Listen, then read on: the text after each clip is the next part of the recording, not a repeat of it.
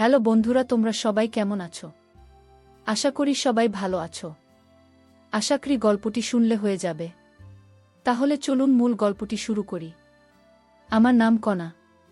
আমার স্বামী নিজের বাবার সাথে সবসময় বন্ধুর মতো আচরণ করত।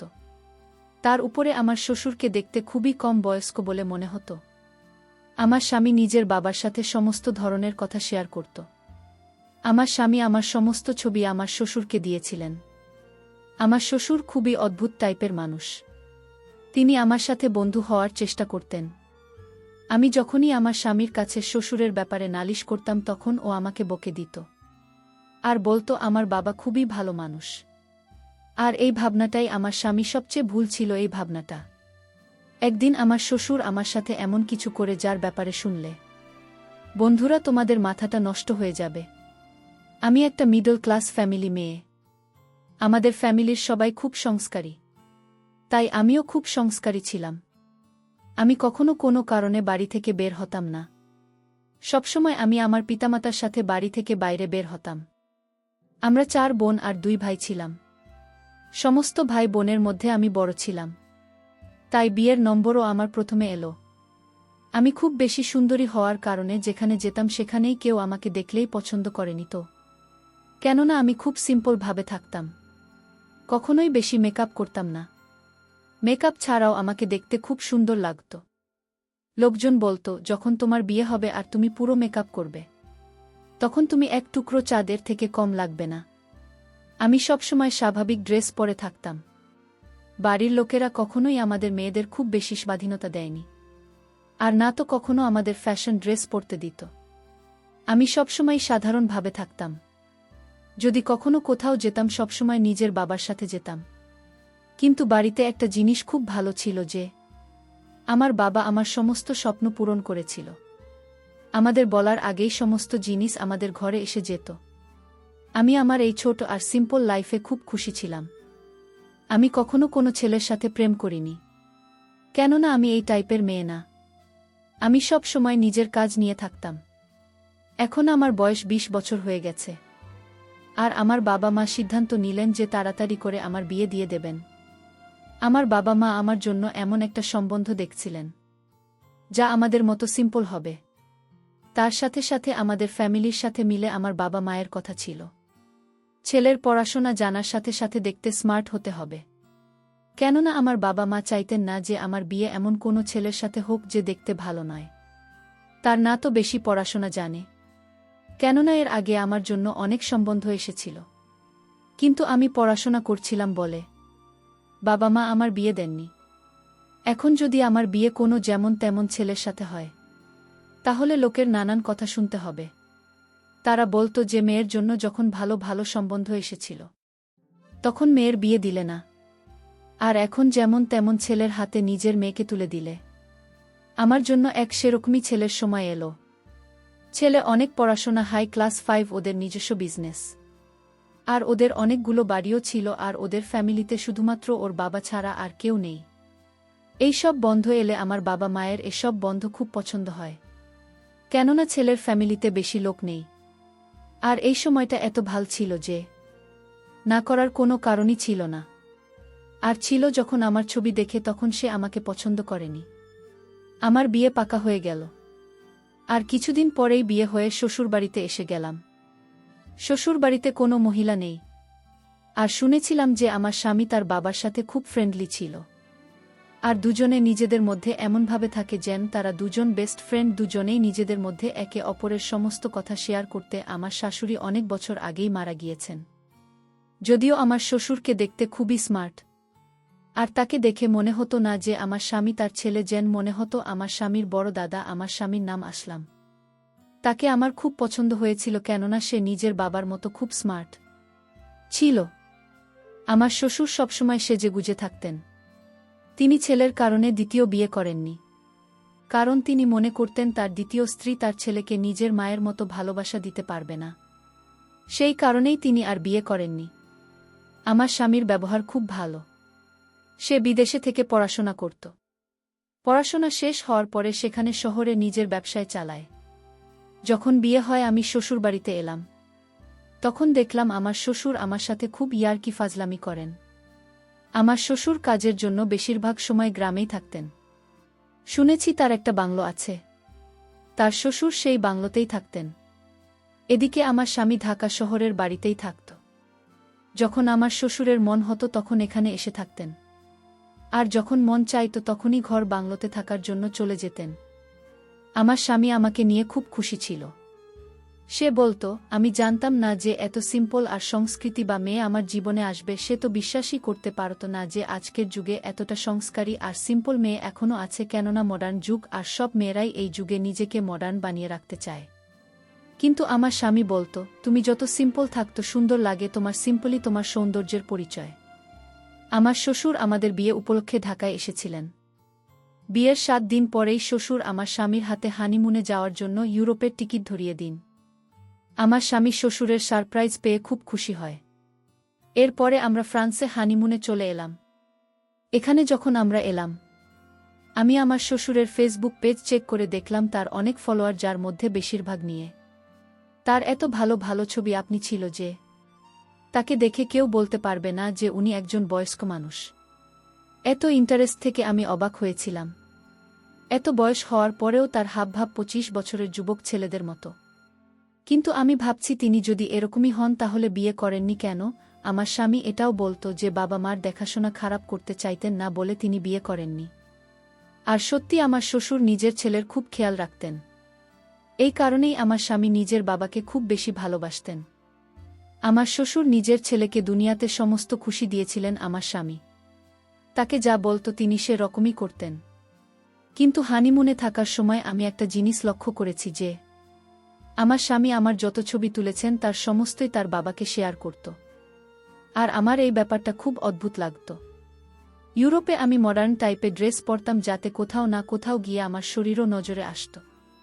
এই জায়গায় এরকম ছিল, এখানে সমস্ত লোকই এরকম জামাকাপড় পরত আর যে যার মতো থাকত। কিন্তু আমার স্বামী এই ব্যাপারটা ভালো লাগেনি যে আমরা যত ছবি তুলেছি তার সমস্তই নিজের বাবাকে দিয়েছিল।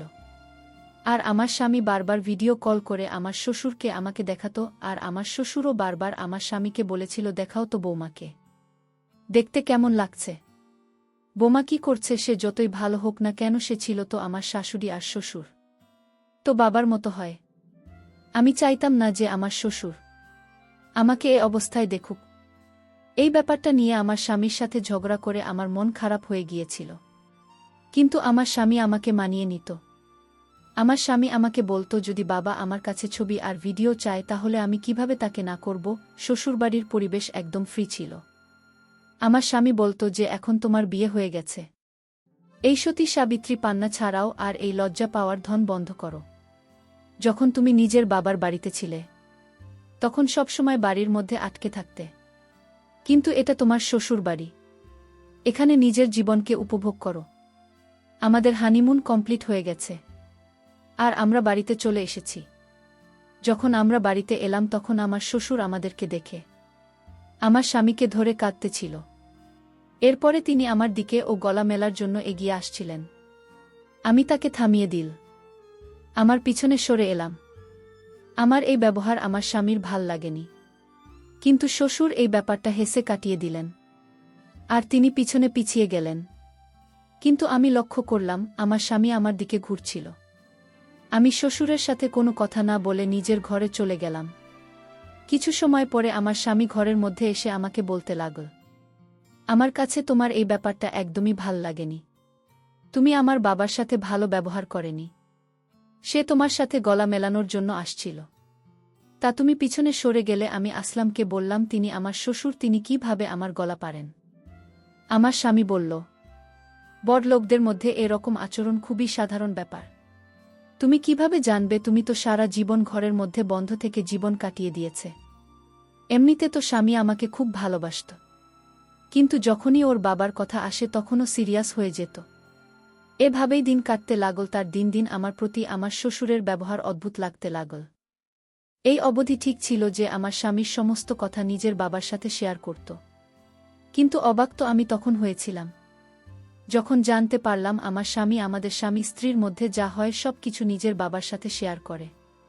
এটা হয়তো আমার স্বামীর জন্য কোনো বড় ব্যাপার ছিল না, কিন্তু আমার মনে এটা অনেক বড় ব্যাপার। আমি তো আমার মার সাথে এসব ব্যাপারে কখনো কোনো কথা বলতে পারবো না। কেননা স্বামী স্ত্রীর মধ্যে হওয়া কথা কারো সাথে শেয়ার করা উচিত না। সমস্ত কথা ওর বাবাকে বলে দিত। আর এই ব্যাপারে আমার স্বামী নিজেই আমাকে বলতে থাকত। ও যখন আমাকে বলতো, আমি তোমার এই কথা বাবাকে বলেছি, তার বাবা তোমার কথা শুনে। আমি এই সব কথা খুব রেগে যেতাম। আমার এই ব্যাপারটা একদমই ঠিক বলে মনে হতো না। এখন তো ধীরে ধীরে শ্বশুরের ব্যবহার আমার আরও বেশি অদ্ভুত মনে হতে লাগল। কেননা আমি শুনেছিলাম যে আমার শ্বশুর বেশিরভাগ সময়ে ঘর বাংলোতেই থাকতেন। কিন্তু যেদিন থেকে আমার বিয়ে হয়েছে সেদিন থেকেই তিনি বাড়িতেই থাকতে শুরু করেছেন। তিনি তো এখান থেকে যাওয়ার নাম অবধি করছেন না।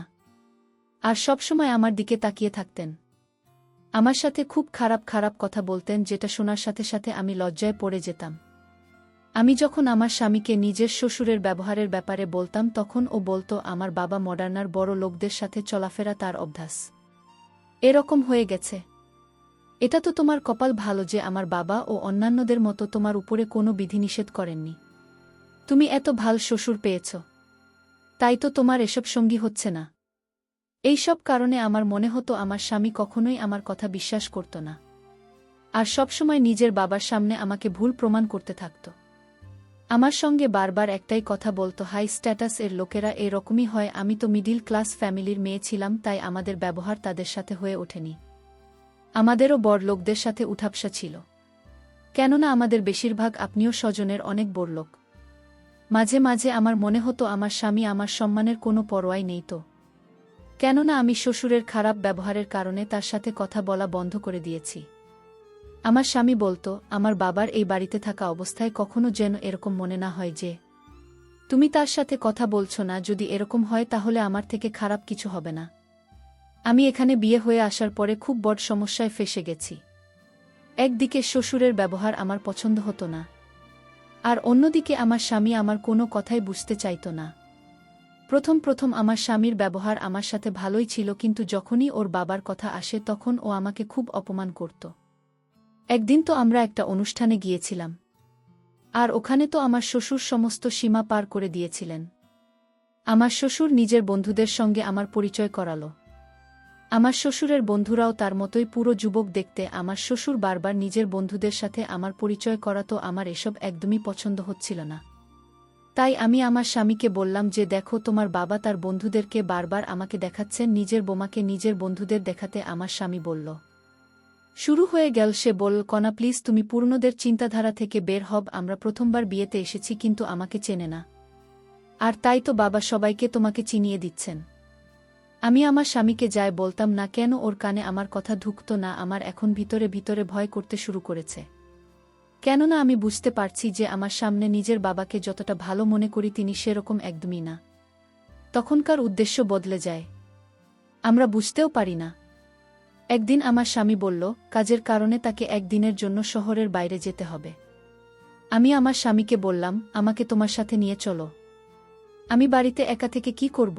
আমার স্বামী বলল, আমি লোকদের সাথে মিটিং করতে ব্যস্ত থাকব, তাই তোমাকে সময় দিতে পারব না। আমি বললাম, তাহলে তুমি আমাকে আমার বাবার বাড়িতে রেখে এসো। অনেক দিন হয়ে গেছে, আমি আমার বাবার বাড়িতে যাইনি। যখন তুমি ফিরে আসবে তখন আমাকে নিয়ে এসো। কিন্তু আমার স্বামী আমার এই কথাতে রাজি হল না। তার বল, এখন তোমার বাবার বাড়ির শ্বশুর বাড়ি, এটাই শুধু একদিনের তো ব্যাপার, আর বাড়িতে বাবা থাকবে তোমার খেয়াল রাখার জন্য। আমি মনে মনে ভাবলাম, আমার সবচেয়ে বেশি ভয় তো তোমার বাবাকে নিয়ে, কেননা কখনো কখনো কথায় কথায় আমার শ্বশুর আমার সাথে সেলফি তুলতে চাইত। আমি আমার শ্বশুরের উপরে খুব বেশি বিরক্ত ছিলাম। মনে মনে চাইতাম সে যেন তার ঘর বাংলাতে চলে যায়। কিন্তু যখন থেকে আমার বিয়ে হয়েছে তখন থেকেই তিনি ঘর বানাতে যাওয়া ছেড়ে দিয়েছেন। আমার স্বামী মনে করত যে আমার শ্বশুর আমার খেয়াল রাখবে, কিন্তু আমি শ্বশুরকে নিয়ে বেশি ভয় পেতাম। আমার মনে হতো যে আমি তার বৌমা নয়, তার কোনো গার্লফ্রেন্ড যাকে সে বিয়ে করতে চায়। কিন্তু আমি পরিষ্কার শব্দে আমার স্বামীকে বলতে পারছিলাম না, কেননা আমি জানতাম যে আমার স্বামী আমার প্রতি বিরক্ত হয়ে যাবে। আর তাই আমার স্বামীকে এ ব্যাপারে কিছু বললাম না। স্বামী আমাকে রেখে শহরে চলে গেলেন। এইদিকে আমি আর আমার শ্বশুরবাড়িতে। আমার মনে মনে অনেক ভয় হতে শুরু করল। আমি রাতের খাওয়া দাওয়া শেষ করে নিজের রুমে ঘুমাতে গেলাম। আমি রুমের দরজা ভিতর থেকে নল করে ঘুমিয়েছিলাম। রাত যখন একটা বাজে তখন আমার রুমের দরজায় নক করল। আমি বুঝতে পারছিলাম এটা শ্বশুর আব্বাই ছাড়া আর কেউ না। আমি রুমের ভিতর শুয়েছিলাম। আমি যখন শ্বশুরের ডাকে সাড়া দিইনি, তখন শ্বশুর আব্বা জোরে জোরে দরজায় নক করতে থাকে। আমার ভয়ে সারা শরীর কাঁপতেছিল। আমি দরজায় আওয়াজ পেয়ে আমি বলেছিলাম, কে? শ্বশুর আব্বা বলল, বোমা, আমি তোমার শ্বশুর আব্বা। দরজাটা একটু খোল। দরকার ছিল। আমি আর রুমের দরজা না খুলে পারলাম না। আমি রুমের দরজা খুলে দিলাম। শ্বশুর আব্বা তখন আমার রুমে ঢুকল। আমি বললাম, শ্বশুর আব্বা, এত রাতে আমার রুমে কেন আসলেন? শ্বশুর আব্বা বললেন, কেন, তোমার রুমে আসতে কি আমার মানে আছে? শ্বশুর আব্বা বলল, বোমা, আজ বাড়িতে কেউ নেই। আমি এতদিন যে মনের ভিতর আশা লালন পালন করে যাচ্ছি, আজ তা পূরণ হবে। আমি বললাম, কিসের আশা? আপনি এসব কি বলছেন? আপনি ভুলে গেছেন আমি আপনার বোমা। আপনি নিজের স্থানে থাকুন। আমার স্থানে আসার চেষ্টা করবেন না। তাহলে আপনার ছেলে বাড়িতে আসলে কিন্তু আপনার সমস্যা হবে। শ্বশুর আব্বা একটা হাসি দিয়ে বললেন, তুমি আমার ছেলেকে সত্যি কথাটা বললেও সে বিশ্বাস করবে না। এই কথা বলতে আমি শ্বশুর আব্বাকে একটা জোরে ধাক্কা মেরেছি। শ্বশুর আব্বা দেওয়ালে গিয়ে চাপ খেল। সুরের মাথায় আঘাত লাগে। আর এই সুযোগে আমি বাড়ি থেকে পালিয়ে চলে আসলাম। যে বাড়িতে বোমার কোনো মান সম্মান থাকে না, আর সেই বাড়িতে আমিও থাকব না। তারপর আমি শ্বশুরের সমস্ত কিছু উল্লেখ করে স্বামীর কাছে পাঠিয়েছিলাম। আর আমি তাকে ডিভোর্স লেটারটাও পাঠিয়ে দিলাম। আমি বুঝতে পেরেছিলাম আমার সংসার এই ঘরেই হবে না। কারণ যে শ্বশুর আর স্বামীর মধ্যে কোনো পার্থক্য নাই, বোমাকে স্বামীও পেতে চায়, আবার শুরু পেতে চায়, এটা কোনোভাবে সম্ভব ছিল না আমার পক্ষে। কারণ আমার মা বাবা এই ধরনের শিক্ষা আমায় দেয়নি। প্রিয় বন্ধুরা, গল্পটি ভালো লাগলে অবশ্যই কমেন্ট করে জানাবেন। আর নিয়মিত এমন আলাদা স্বাদের গল্প শুনতে ভিডিওটিতে লাইক এবং চ্যানেলটিকে সাবস্ক্রাইব করে সাথেই থাকুন।